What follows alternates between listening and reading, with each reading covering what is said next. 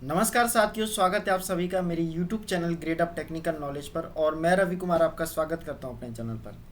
साथियों, आज एक बहुत ही महत्वपूर्ण विषय पर चर्चा करने वाले हैं हम, जो रिलेटेड है वाइस प्रेसिडेंट ऑफ इंडिया से। साथियों, अभी हाल ही में जो भी चुनाव हुए हैं 6 अगस्त को, जिनका परिणाम घोषित हुआ है, उनसे पता चला है कि जो भी हमारे देश के उपराष्ट्रपति बने हैं, जिनका नाम है जगदीप धनखड़ जी, और ये हमारे देश में 14वें नंबर के उपराष्ट्रपति के रूप में निर्वाचित हो चुके हैं। साथियों, आज इनके जीवन के बारे में व्याख्या करेंगे और साथ ही डिस्कस करेंगे क्या राष्ट्रपति का चुनाव का प्रक्रिया होता है हमारे संविधान पर, और क्या इनके लिए प्रावधान किए गए हैं। इन सभी बिंदुओं पर प्रकाश डालेंगे, जो कि परीक्षा के दृष्टिकोण से महत्वपूर्ण होगा, आपको उससे अवगत कराया जाएगा।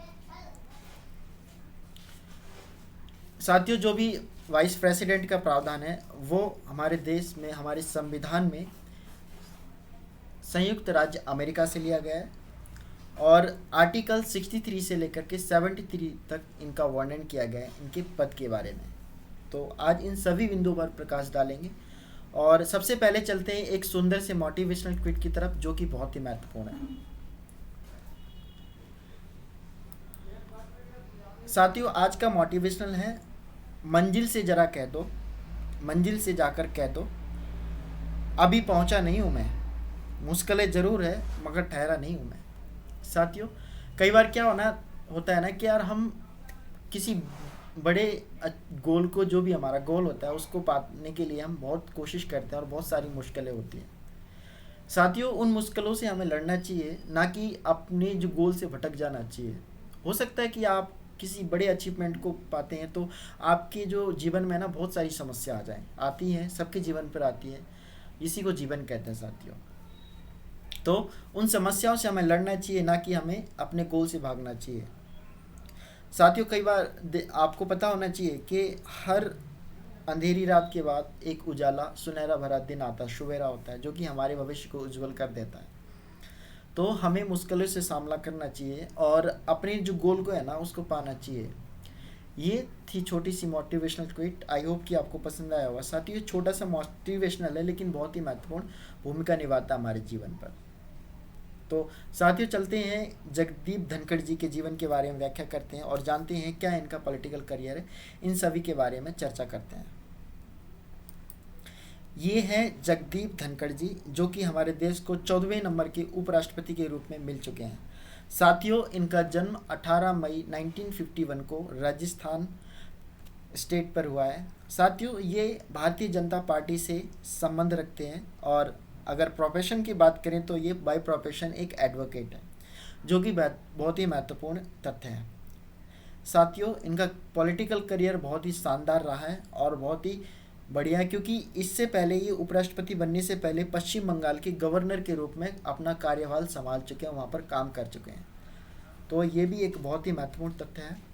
साथियों, संविधान में जो उपराष्ट्रपति का जो प्रावधान लिया गया है, अमेरिका से लिया गया बेसिकली। भारत का उपराष्ट्रपति राज्यसभा का जो पदेन सभापति होता है, जिसका जो डिस्कस किया गया है वो हमारे आर्टिकल 64 में किया गया है और अनुच्छेद 89 पर किया गया है। जो भी है, ये भी बहुत ही महत्वपूर्ण तथ्य है। साथियों, जो उपराष्ट्रपति जी होते हैं ना, वो राज्यसभा का सदस्य नहीं होता, इन्हें वोट डालने का अधिकार नहीं होता। लेकिन इसमें एक ध्यान रखने वाली बात यह है, लेकिन सभापति के रूप में ये ने वोट डालने का अधिकार होता है। एक पॉइंट है जो कि बहुत ही महत्वपूर्ण है।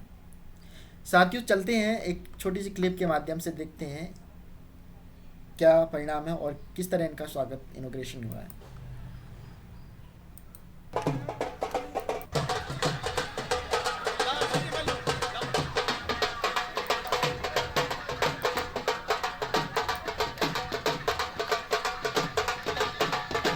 साथियों, ये देखो किस तरह से पूरा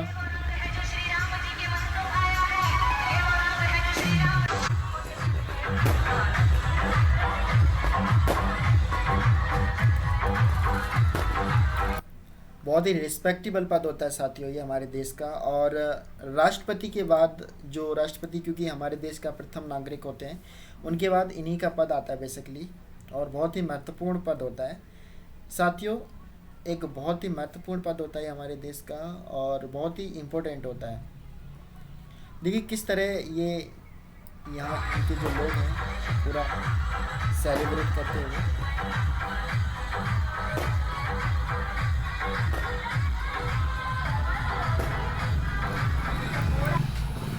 బెంగాల్ రాష్ట్ర గవర్నర్గా విధులు నిర్వహిస్తున్నారు జగదీప్ ధన్కర్. 1951 మే 18న రాజస్థాన్లోని కితానా అనే కుగ్రామంలో జన్మించారు జగదీప్ ధన్కర్.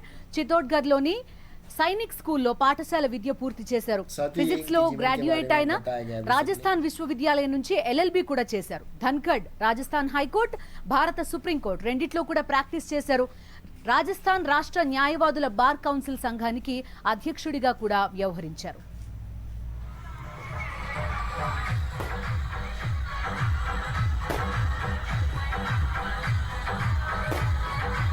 देखिए ना किस तरह जब हमारे देश में, जब हमारे किसी भी आपके और हमारे समाज में कोई सक्सेस हो जाता है तो किस तरह सारे खुशियाँ मनाते हैं।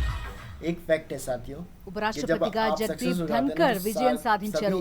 మా కరెస్పాండెంట్ వెంకటేష్ ఉన్నారు. ఈ విజయానికి సంబంధించి పూర్తి డీటెయిల్స్ అడుగుదాం.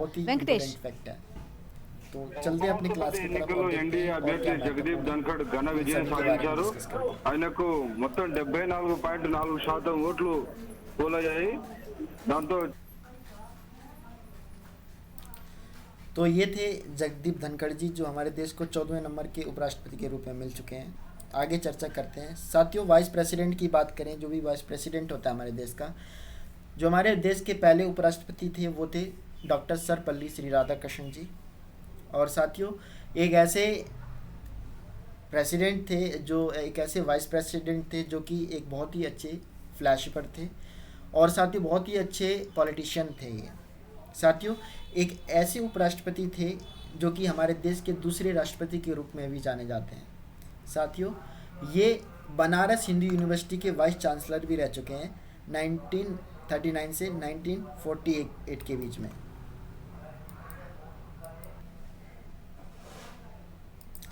साथियों जो भी डॉक्टर राधाकृष्णन जी थे वो बहुत ही बढ़िया, उनका शानदार करियर रहा है बेसिकली, और vice chancellor Banaras Hindu university के रहे हैं ये, और बहुत ही इनका शानदार करियर रहा है। देश के पहले वाइस प्रेसिडेंट के रूप में जाने जाते हैं और साथ ही जाने जाते हैं देश के दूसरे राष्ट्रपति के रूप में। साथियों जो देश के हमारे वाइस प्रेसिडेंट का प्रावधान है वो हमारे संविधान में पार्ट 5 में दे रखा है और आर्टिकल 63 से 73 के रूप में इनका प्रावधान किया गया है, और इनके जो पद का प्रावधान है वो अमेरिका से लिया गया है। और जानते हैं जो भी परीक्षा के दृष्टिकोण से महत्वपूर्ण है। साथियों अगर प्रोविजन ऑफ हमारे संविधान पर बात करें, the position of the vice president in the Indian constitution discuss detail in part 5 in Indian constitution article 63 to आपका 73 of the article in Indian constitution with deal of the qualification of election and the vice president of the country, है ना। तो इन सभी के बारे में discuss किया गया है, जो भी आपके आर्टिकल्स हैं इनके बारे में।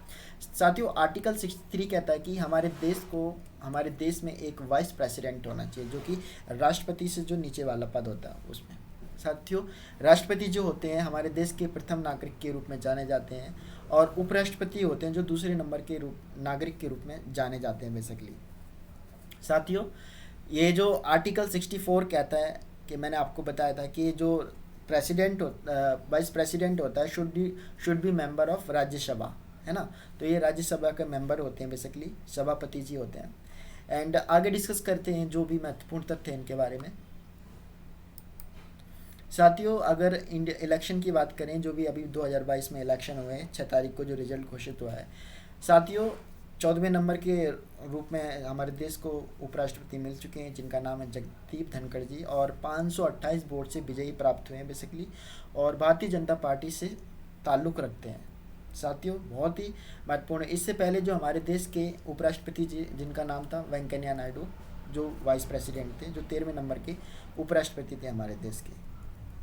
जगदीप धनखड़ जी गवर्नर के रूप में कार्य कर चुके हैं पश्चिम बंगाल में, और बहुत ही शानदार इनका करियर रहा है। साथियों आगे डिस्कस करते हैं। अगर इलेक्शन की बात करें, the vice president is do not be directly elected by the peoples but chosen by the secondary elections, है ना। तो जो भी उपराष्ट्रपति जी का चुनाव होता है ना वो जनता द्वारा नहीं होता, राज्यसभा और लोकसभा और राज्यसभा के जो भी सदस्य होते हैं वो इन पे वोटिंग करते हैं और उनको उपराष्ट्रपति बनाते हैं। ऐसी राष्ट्रपति जी का चुनाव होता है, ऐसे इनका भी चुनाव होता है, हर 5 साल बाद होता है और बहुत ही रिस्पेक्टेबल पद होता है। तो ये थी छोटी सी जानकारी, आई होप कि आपको पसंद आई होगी साथियों। अगर पसंद आई है ना तो चैनल को सब्सक्राइब जरूर कर देना और लाइक भी ज़रूर कर देना, और मिलते हैं अगले वीडियो में। तब तक के लिए नमस्कार। Thanks for watching my video.